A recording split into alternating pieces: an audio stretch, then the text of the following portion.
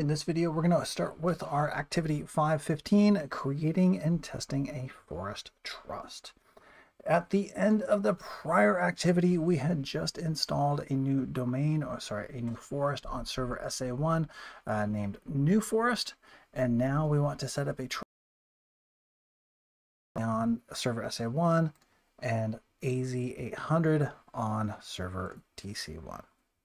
Now, before we can get into this, there is a missing step, and on server DC1, we need to come into DNS, and we need to set up an additional conditional forwarder.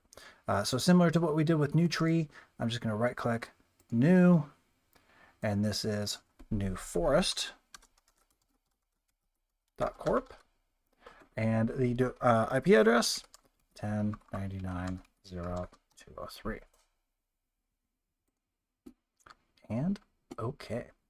With this being set, once server SA1 comes online, the DC1 will be able to access the new forest.corp domain.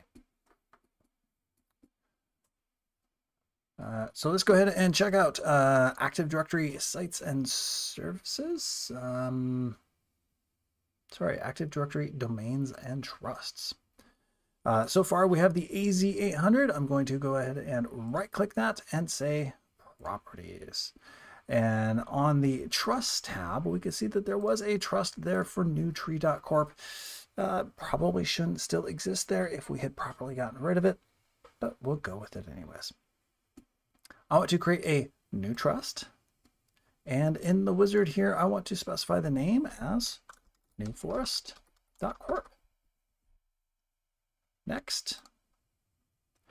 For the trust type, is this an external trust or a forest trust?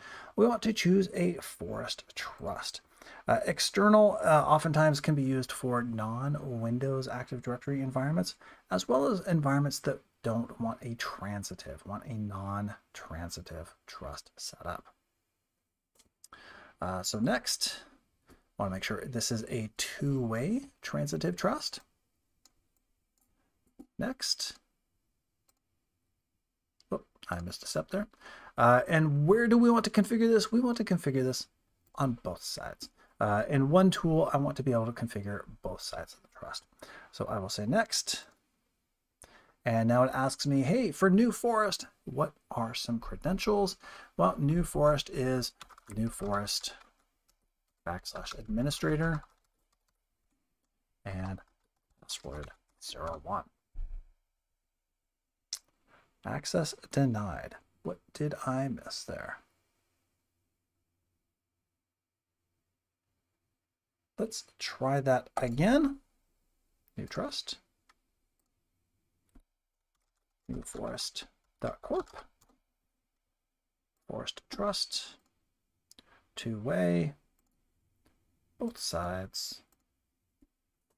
Administrator. Password 01. I already said New Forest. That's why. There we go.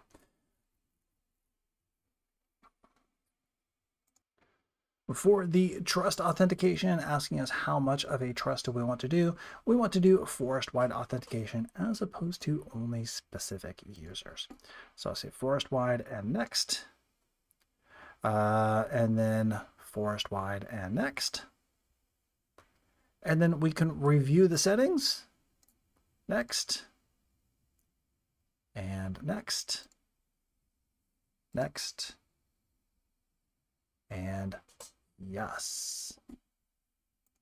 Yes, confirm the outgoing trust, and then next. And yes, confirm the incoming trust. So not only will it set it up, but then it will also test it to make sure authentication works between AZ to New Forest and New Forest back to AZ. Next, and finish. And now our forest is done. Hooray! Sorry, our forest trust is complete. Let's go ahead and say OK. And close AD Forests and Trusts. At this point, we can come back here to server SA1. We will go ahead and log in as administrator, the New Forest administrator.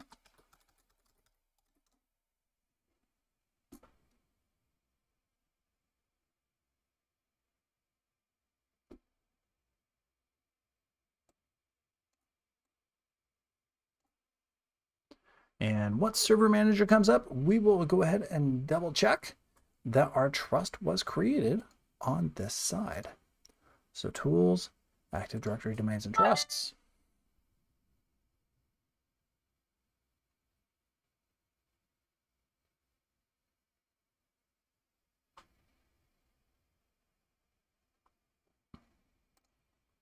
And then we'll right click our domain, we'll view our properties, and then look at our trusts, and we see right there we have our AZ800 both incoming and outgoing. Now that we have our trust up and running, let's go ahead and confirm we can actually share authentication and resources between the two forests. So here on Server SA1, I'm going to go open up File Explorer. I'm going to go to the C drive and just right click, new folder. I'll name this Share 1. Right click, give access to specific people. I'm going to say everyone, and I'm going to add and then give everyone read and write access to this share. Done. We'll do it again. New folder, share 2, and then give access to specific people. And in this case, I'm going to just leave as is. I'm just going to add the administrator and administrators group and share. Now that we've created a share, we have a resource in the new forest. And so now in the AZ800 forest, I want to be able to view that. So I'm going to come here to start and run. Let's say right click, start, run. And I'm going to type in just / server SA1 dot newforest.corp. I may or may not need to have fully qualified that. The instructions said to use the fully qualified name, so I went with it. Right now I can see there are my shares, share 1 and share 2. If I go into share 1, obviously the folder is empty, so there's nothing in there. I can, however, right click, new, and text document, and just hello. And I can see, yes, in fact, as a user in the AZ800 forest, I can access resources in the new forest.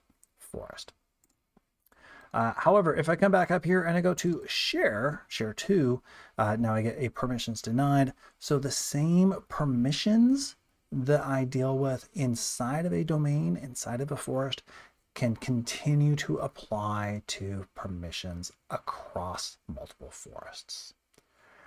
At that point, we're now done with chapter 5. We will want to go ahead and just shut down these machines and revert them in preparation for chapter 6.